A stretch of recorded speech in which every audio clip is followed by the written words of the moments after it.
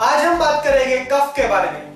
अगर आपको खांसी है और साथ में आपकी सांस घुट रही है तो 1 पॉइंट ट्रीटमेंट में इसका बहुत ही आसान सा तरीका है।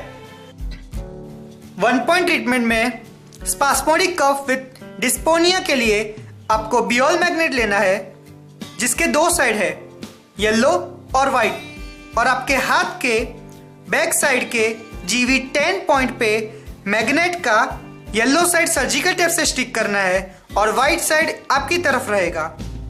सर्जिकल टेप आपको पास के मेडिकल स्टोर से मिल जाएगा। बियोल मैग्नेट और चार्ट ऑर्डर करने के लिए हमारे वीडियो डिस्क्रिप्शन में डिटेल्स देखिए।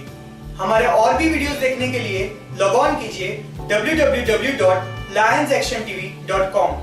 हमारे YouTube चैनल सब्सक्राइब कीजिए। धन्यवाद।